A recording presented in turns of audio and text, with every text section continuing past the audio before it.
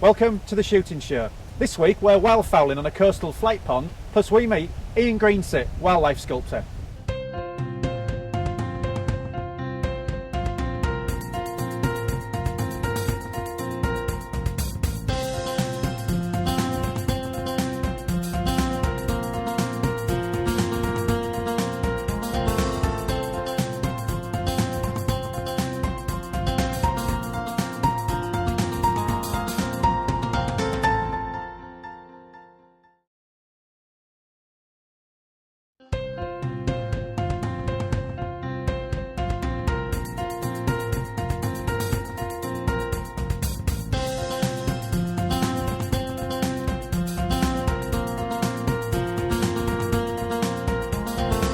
Arriving an hour or so before the sun drops, I set myself up for an evening flight of ducks.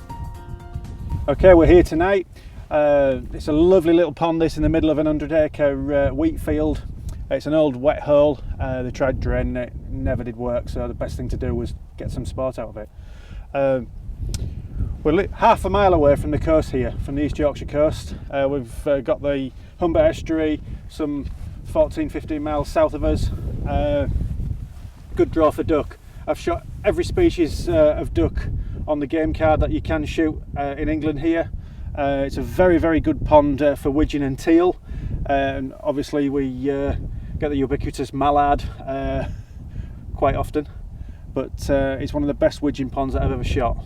It's the first day of the season and we've been feeding it hard since the beginning of August with barley tailings, wheat, some apples, and also some tatey peelings. So yeah, pretty much everything. Looking forward to tonight. There's been a lot of duck coming. We'll give it our best. To stay with legislation, we're using steel shot here, Game Bore Super Steel Force, 32 grams. The trusty old Remy 1100. Shot a lot of pigeons and a lot of ducks with this particular weapon.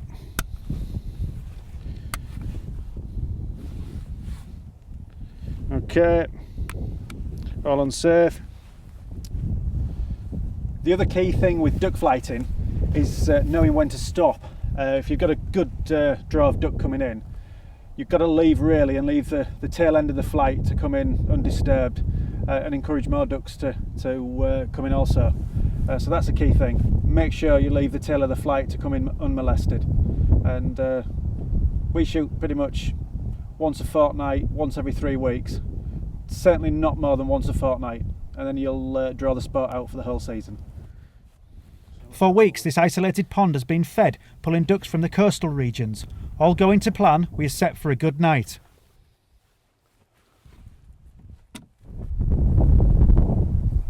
Here's the man himself, the landowner and duck shooter extraordinaire, Mr. Shepherd, and young son Thomas. All we need now is the ducks.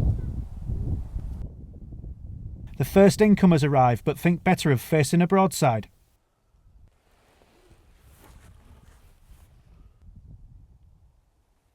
This time. We don't have to wait long though, and soon a pair present themselves perfectly.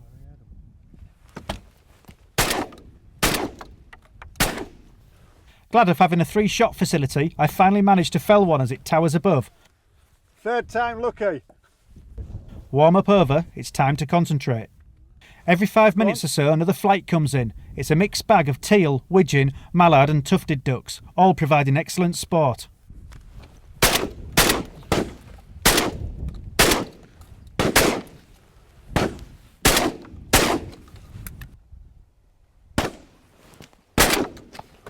The shooting is pretty even between myself and Shep, with both of us dropping ducks in each wave after my initial rustiness.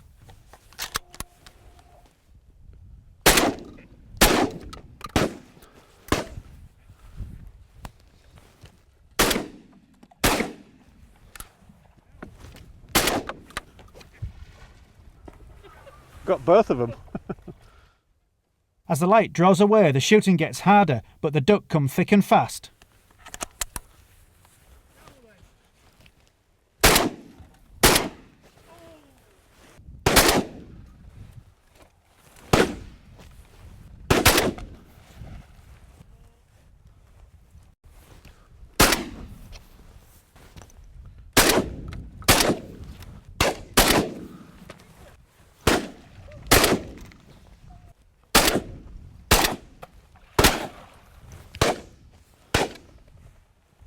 Okay, that's the end of a great flight. First flight of the season. Stars are out, temperatures dropping rapidly. Good selection of species. We've got mallard, got teal, wigeon. I see there's a couple of tufted duck, one gadwall, and a pintail actually came in first, but we let it go around again and it decided it was going to go elsewhere, so we missed out on the pintail. But wow, what a super flight to start the season. With the shooting over, it's time to pick up the spoils of the evening. Dogs are essential for duck flighting, but each shooter must be careful to mark where their birds have fallen.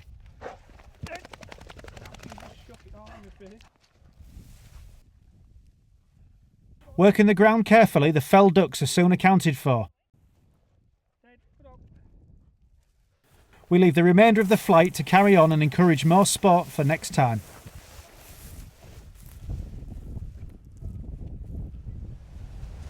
Skills with the shotgun getting better there. And now, the Shooting Show News. This is the Shooting Show News. W.H. Smith has quietly overturned a ban on under-14s buying shooting magazines, only a month after it first came into effect. The age restriction, imposed without any prior consultation or warning, also forced adults to face an age prompt when buying magazines at automatic checkouts. The retailer then faced a backlash from the shooting community that forced it to rethink the policy, with some 12,000 angry shooters signing a petition against the ban. Shoots around the country have been increasing their charges, says the latest shoot benchmarking survey from Smith Score and Guns on Pegs.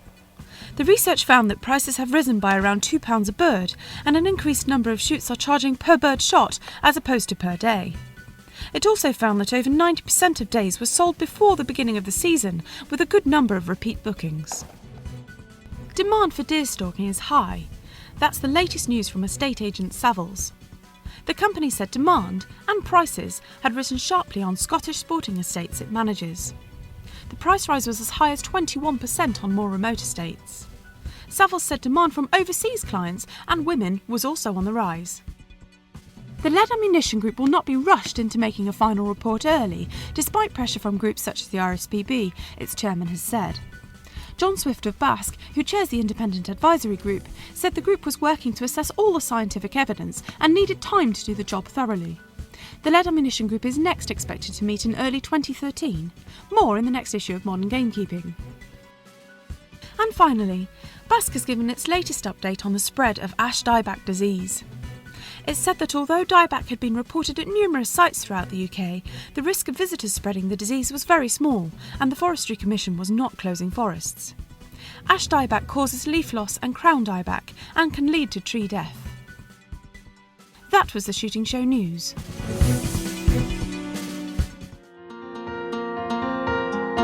And now for something different. Byron secures an interview with wildlife sculpture artist Ian Greensitt.